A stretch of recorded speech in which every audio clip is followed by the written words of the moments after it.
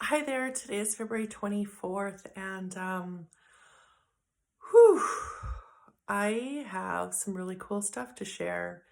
So, I guess what I really want to start doing is to get you to align with this moment so that you can start to feel what it is I'm actually talking about. So, I invite you to place your hand on your heart and take some nice, full, deep breaths. Breathe here into this moment and anchor yourself into this moment. And when I'm talking about this moment, what I'm really talking about is the space between your thoughts. And in the space between your thoughts is where love lives. In the space between your thoughts is where truth speaks. In the space between your thoughts is where joy dances. And in the space between your thoughts is where peace flows. These are these are incredible gifts that we are given, and we get to choose with every breath, every single day, how much of that we tune into. We really choose the gifts that we receive. And I've just reached this new place in my life where I feel so held by the divine, so full of faith. And I just want to keep spreading this message to help you get into this place where, like I said, where love lives, where truth speaks, where peace flows, where joy dances. Why would we not want that? Why would we not want that? And so, one thing to really become aware of is our thoughts, because our thoughts are what pull us away from the moment. Like I said, I have so much to say. Being in the moment is the experience of heaven, where we're fully embracing and embodying and experiencing this moment. So, the way to do this, and I actually found this out kind of by accident years ago. I had read Eckhart Tolle's book about a new earth and really, really loved it. And I was skidooing with my husband at the time. He was my husband at the time, he's not anymore. Um, but we were out in the forest and we were skidooing, and it was so beautiful. And I just remember I just remember noticing that I would get stuck in my thoughts, and I was always a very angry person. I could bring myself into such levels of anger so quickly and so easily because I would think about how stupid people are, how rude people are, how awful people are, which is funny because it was really me that was rude and stupid and awful. Um, but those were the stories that I was believing, and I would get so angry. And as I was thinking these thoughts, I would realize that I haven't seen a tree for probably half an hour or whatever it was. And then when I would really, really focus on the trees, I would feel this sense of peace and gratitude, and I would just feel one with nature. And then I started to piece it together. It's like, wait a minute, when I'm thinking, I am not enjoying. When I'm enjoying, I'm not thinking. So I'm telling you, that was probably the hugest awareness, life-changing awareness that I've ever had. Because from that point on, I started to really play with it. And now it's just become this inner knowing, this way of living. And it's to use our senses to really look at our surroundings, especially when we're in nature. Really look at our surroundings. really listen. Listen to the birds, listen to the silence, listen to the inner voice that comes from the divine, listen to the truth, but listen to the person that you're speaking with. Listen to even, if you're watching a good, inspiring video, listen to it. We're so It's so easy to start to think and get pulled out of the moment, pulled away from what we're doing. But what's actually happening is then we are being pulled away from the peace and the joy and the love and the truth that we get to experience in the moment, that we are blessed with in this moment. So, smell the air, like smell the candle that's burning, smell the food that you're cooking, taste the food that you're eating. Like, really embrace this moment and really feel every breath that you are aware of. Because when you feel your breath moving into and out of your body, you anchor yourself into this moment. That is the first step. That is always the first step, is to really feel your breath. That's going to pull you into this moment by pulling you into your body. It's all about embodying this moment, and you do that through using your senses. So this is what we want to do every day, as many times as we can. When we start to notice that we're being pulled from the moment, then we breathe again. Like, obviously we're always breathing, but we breathe consciously again, where we really, really feel it. If you're out and about and you don't want to, put your hand on your heart and look like a weirdo, like, rub your leg, because rubbing your leg is going to bring you right back into the moment. Anything that you can do to bring you into your body is going to pull you from your thoughts. And this is so important for so many reasons. And like I said, I'm just going to keep talking about this and keep talking about this and keep working with people, because there is so much beauty in the moment. There are blessings that are given to us through the messages we receive in the moment. Just enjoying this moment, just enjoying itself is a blessing. So the interesting part of this, there's always, so many parts to this, because as soon as you start to slow down and embrace and embody this moment, something else happens. You start to feel your emotions. This is why people do everything that they can to stay out of the moment, because they don't want to feel their emotions. Well, here's a hint. You not feeling your emotions is what is ruining your life, because you not feeling your emotions is what is pulling you from the moment. And it doesn't sound like such a big deal, but when I keep talking about this and really start to show that being in the moment is when you are aligned with the truth, you are embodying God. And, I am not here to tell you what God is. I am here to help you experience it, because it is different all the time. Sometimes we feel God, sometimes when we imagine God, it shows up as a loving mother and a loving father. Why wouldn't it? Other times it's just stillness. Like, there's just, like I said, there's no right or wrong way to see the creator of everything that was, everything that is, and everything that shall be. I think we're really doing ourselves a disservice when we're trying to learn from other people what God is.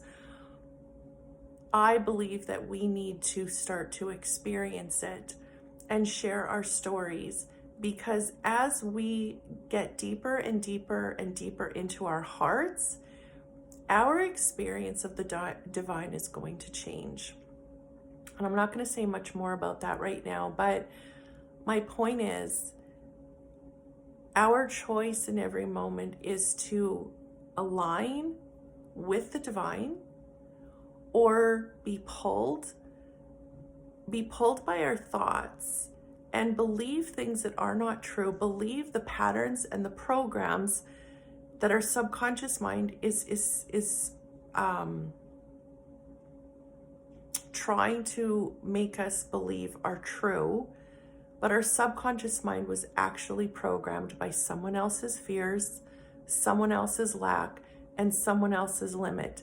Some of it came from our parents, some of it came from our ancestors, some of it came from past lives, some of it came from religion, some of it came from school, some of it came from society. We get our programs from many different places, and most of them are not based in truth. Like I said, we get our programs from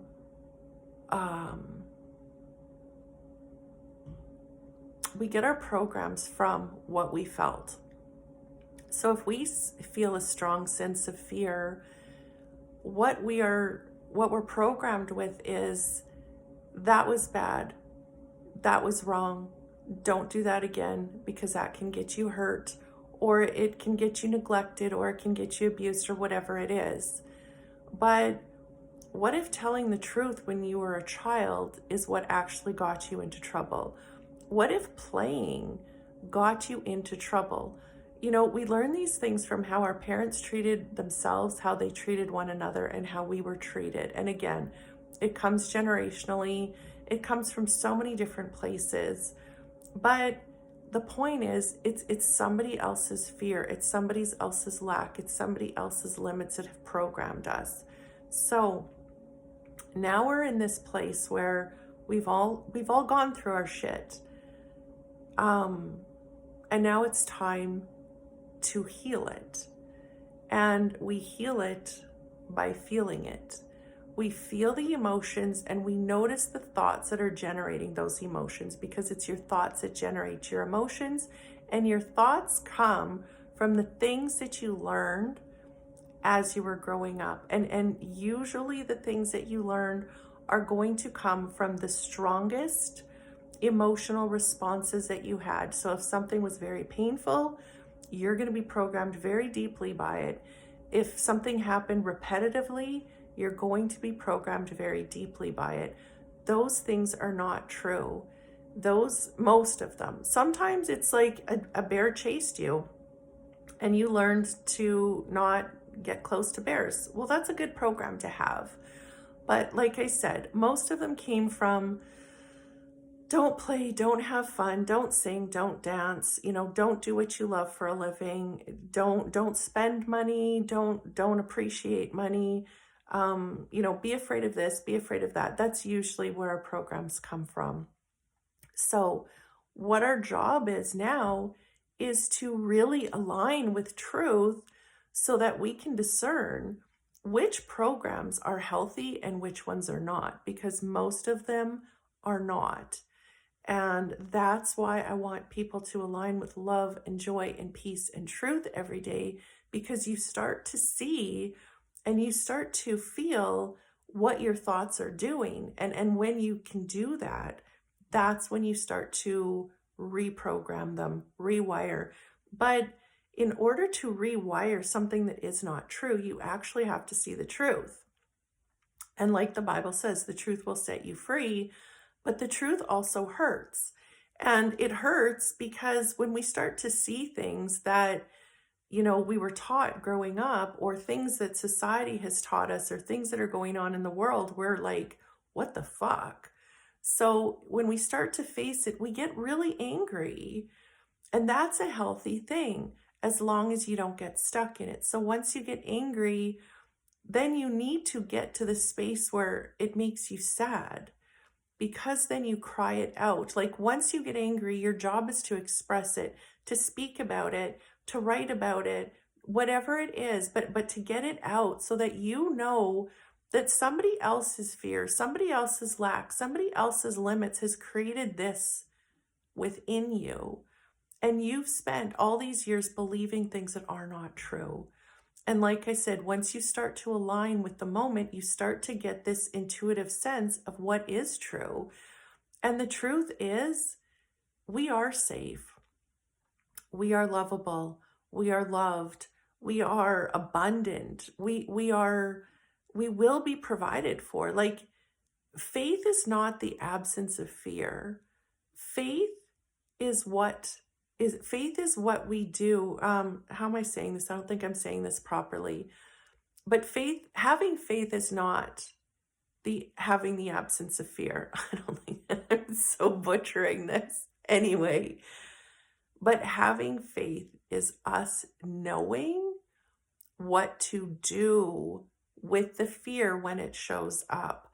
And that is what has shifted in my life these last actually few days, where I wake up and I'm like, wait a minute, everything is happening exactly how it's supposed to happen. The divine is in charge of everything. Everything that is happening in the world, everything that's happening in our lives, everything is happening because we believe it should be there. In some way, shape, or form, we believe it should be there. And don't get too like in your head about that, because I mean there's a million different ways to look at that. And I don't want to get into our heads about it, but I just want us to start to feel these things. When you get to this space, and like this is what I've reached these last couple days, where it's like, wait a minute, if everything's just working out the way it's supposed to, why would I ever worry? Why do I think I need anything to be happy?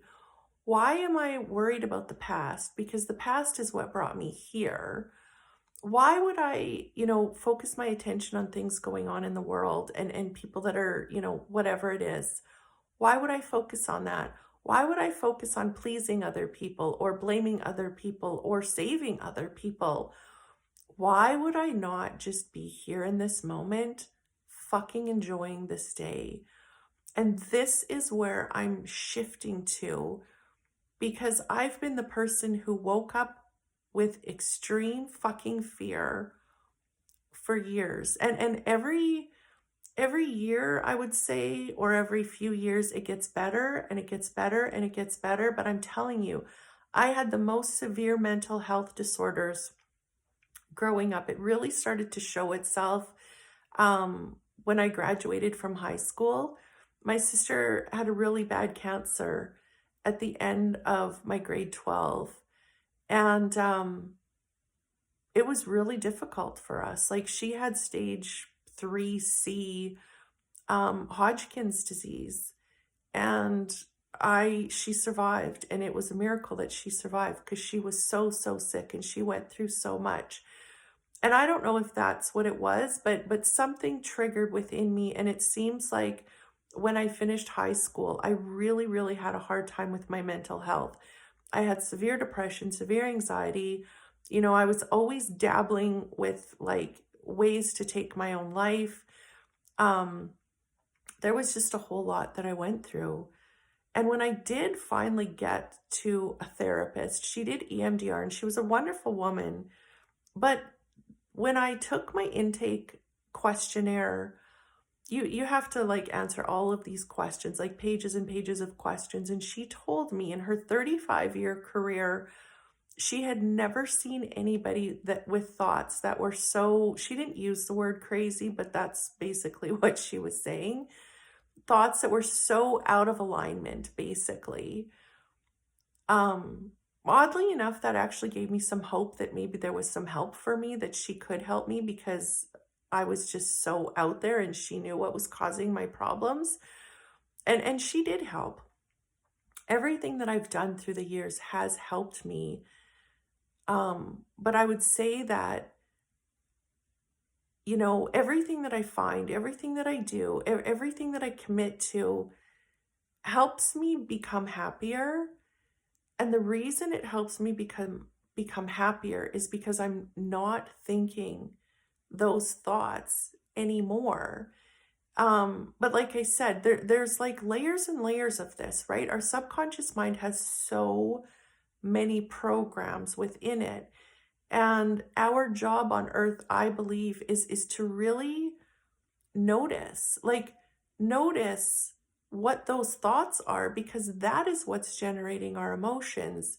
And when we align with the love and the joy and the peace and the truth that is in this moment, as we're doing that, the feelings start to show up, and we put our hand on our heart, we feel those feelings, and we start to release them, and then we get to the other side of them. At some point, there's always peace on the other side of our emotional pain. Always. If you sit long enough, you're always going to find the peace on the other side of it. This is why I tell people, spend at least an hour a day in the moment doing this, because if you're not spending an hour, you're not really healing anything. You might feel more calm, you might feel more peaceful. That's a wonderful thing. Great. But if you really want to rewire these neural pathways that are telling you you're not good enough, that you're not, whatever it is, every single belief that you hold is what is programming your whole entire life. Your beliefs are what attract your outside world to you. But we spend so much time trying to change the outside world. But if the outside world changes and you haven't shifted within, you're still going to have the same experience. So it doesn't matter if you make millions of dollars or meet, a great person. You're never going to be happy. So what is the fucking point? What we're here to do is shift the inside, shift how we're feeling, and you shift how you're feeling by reprogramming your thoughts. But you cannot do that in the same level of consciousness that you started to believe them. You have to be in a different level of consciousness. You have to be in the moment with the love, with the joy, with the truth, with the peace, because when you do that, when you experience that, you start to prove to those stories that they are not true. And when those beliefs and those thoughts begin to, when you keep knowing the truth, the stories that are not true will not pull you as, they will not be as effective in pulling you out of the moment as they once were. And nerves that fire together, wire together, meaning when you think the same thought over and over and over, you've got a neural pathway set up and you just believe it. You just believe that you're not good enough. You just believe that you're going to fail. You just believe that life sucks. You just believe that you're going to be single forever. You just believe that men are stupid. Like, you just keep believing the same things. But when you start to, like I said, align with the truth, that we are safe, that we are loved, that we are here to live abundant, free, happy, wonderful, healthy lives, then when those thoughts start to show up, instead of believing them and running down that fucking rabbit hole, we actually start to question them. And it's like, wait a minute, why am I hearing this? Why is there a part of my brain that is trying to tell me that I'm going to fail, that it's not worth my time, that, I need to worry about money, and I need to worry about this, and I need to worry about that? We start to question them. And when we start to question them, that is where, obviously, like I said, we start to get angry, then we get sad, and then we gain some wisdom from it, and then we surrender. And I'll talk about that in later videos, and more so in my Zoom groups.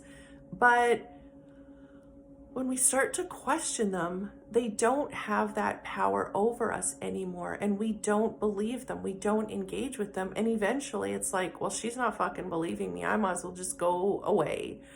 And that's literally what happens with our thoughts. And our beliefs then start to shift and change and dissolve. And I'm telling you, like, if you read the first book that I ever self-published, it's called On Earth as It Is in Heaven. I talk about the day after my first cancer journey, where I was all packed up and ready to go to the mental hospital. I didn't even know if we had one here.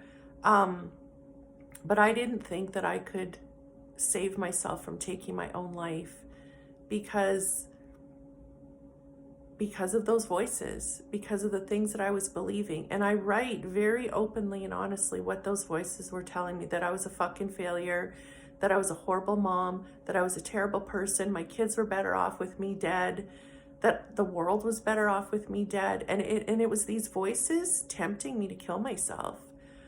And I was afraid. I was afraid that I couldn't stop myself from taking my own life because, when I got diagnosed with that cancer, the person that I thought I was falling in love with broke up with me like 3 days after my diagnosis. It was a very lonely, and then at the end of the year, when I rang the bell at the cancer clinic, I actually left the church that I was a part of because they were telling me all these things about God that I didn't believe were true. So I didn't have my church family. I didn't have this wonderful, well, he wasn't wonderful, but I thought he was wonderful. I didn't have this man in my life.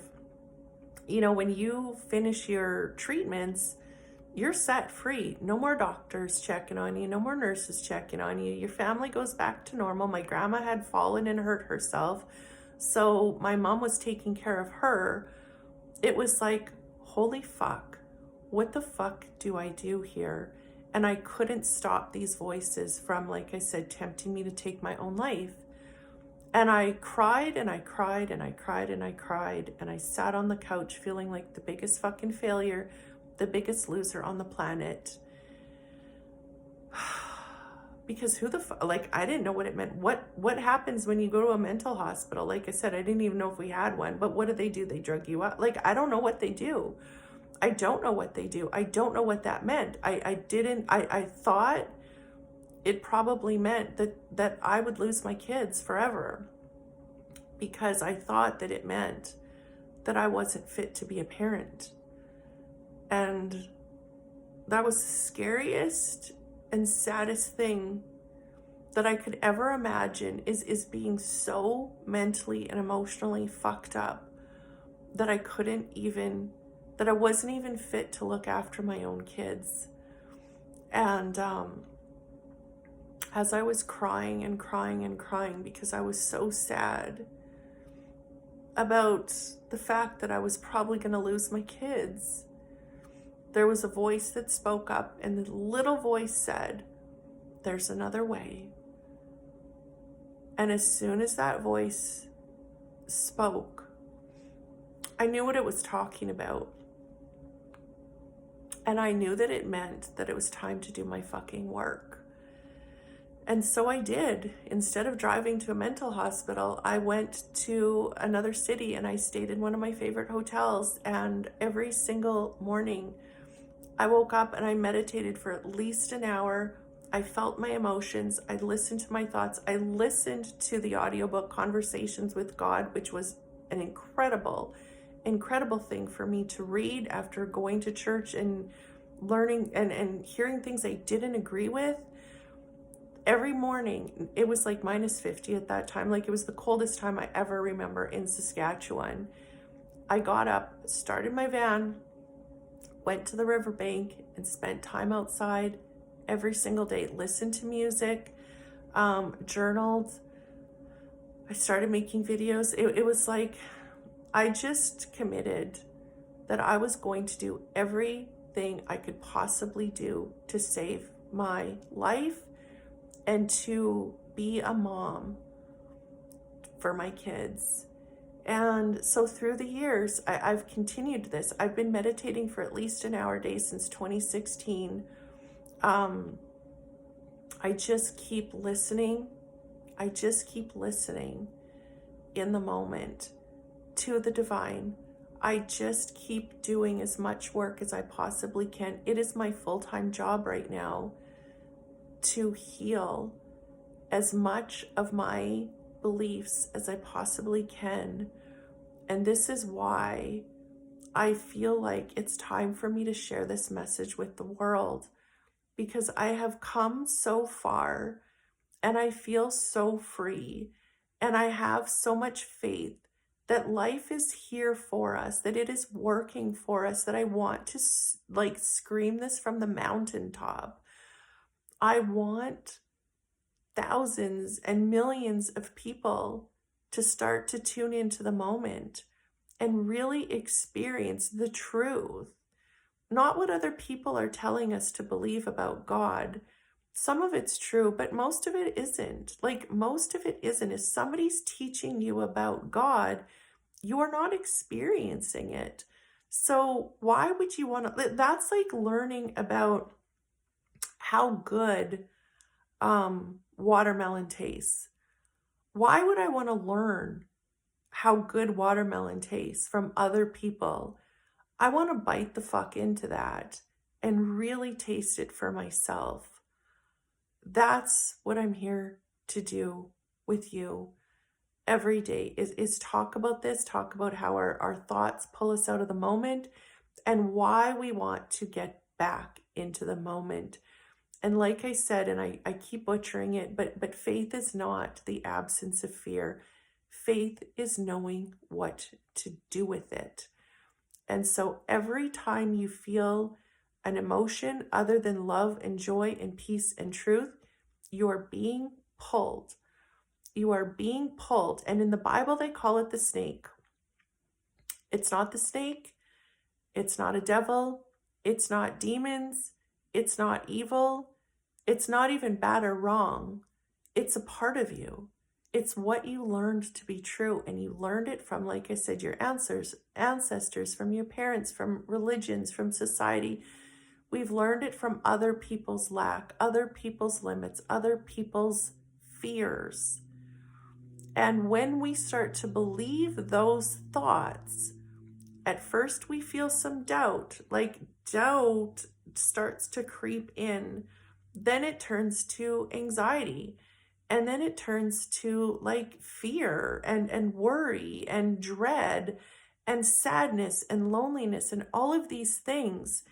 And we just allow we just keep believing those thoughts. And we keep going deeper into the anxiety. We go deeper into the worry. We go deeper into the anger. We go deeper into the fear. We just keep getting deeper and deeper and deeper. But what I'm starting to do in my own life is the second I feel fear, it's like, wait a fucking minute. What am I thinking? What am I thinking right now?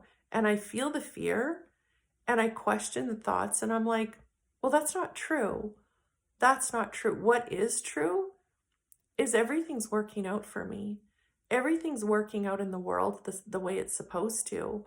I am not going to pay attention to that. I am going to pull myself back into the moment.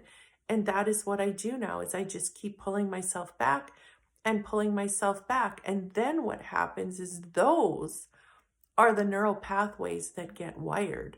Remember I said nerves that fire together, wire together. So eventually, like, I mean, I can't even describe to you how different the voices are in my head. Like, and every month or every day, and like, I just continue to see the difference where, you know, I used to even listen to voices of, oh yeah, you're just going to fail. Like, why would you even try this? Like, it's a waste of your time. And now I have encouraging voices saying, like, really just like pulling me to see the birds and to notice the trees and to be so grateful for every breath, to be grateful for this beautiful home that I'm living in, to be grateful for my beautiful kids. Like, that's where I'm being pulled now. And that's not that's because I've been doing the work. I've been laying down these pathways. I've been creating new habits. But because I've done it, other people are doing it, which means it's going to be easier for you because as the consciousness raises on the planet, things that have been done before are easier. Like I and I'm going to totally butcher this one too, but what was it? The 2-minute mile? I don't remember how long it was, but nobody had ever run it. And then there was one guy who broke the record. And as soon as he broke that record, everybody started running these miles within, you know, a minute or whatever it was. It's our limits are programmed in our mind. And we have these ceilings on what we believe is possible and what we believe is true. And all we have to do is start to notice and question and then pull ourselves back into the moment where the truth lives. Like I said, this is where love lives. This is where truth speaks. This is where peace flows. This is where joy dances. And you get here by engaging your senses. So put your hand on your heart, feel every breath. And like I said, when you start to do that, your emotions come up because they've been waiting to be felt. The thoughts have been waiting to be seen, but you're not meant to believe them. You're meant to challenge them. You're meant to face them. You face them and then you free them. And that is what I call fuckery. Like I said, in the Bible, they call it the snake, they call it the devil, they call it evil. That's what they call it. But what it actually is your thoughts. Your thoughts that you learned growing up through life, through your lifetime. And all you're meant to do is to do what Jesus did. You know, so many people believe that we have to praise Jesus and Jesus is the Savior. And I do not doubt that Jesus was an incredible man and what he was here to teach was the absolute truth. But I don't believe Jesus wanted to be a savior, and I don't believe Jesus wanted us to praise him. I believe, and I had this download years ago, and I believe that this is truth, that what Jesus was here to show us was to have faith. How many times in the Bible did Jesus say, your faith has healed you, go in peace, fear not, believe? Jesus was here to show us to have faith, to have faith. And that is what I'm here to share also, is how to do it. How I found to do it. I'm not saying my way is the only way. I'm not saying my way is the best way, but my way is the way that I know. And so I'm going to keep sharing it every single day. And like I said, the first step is always to put your hand on your heart and bring yourself into this moment where love lives, where truth speaks, where peace flows and joy dances.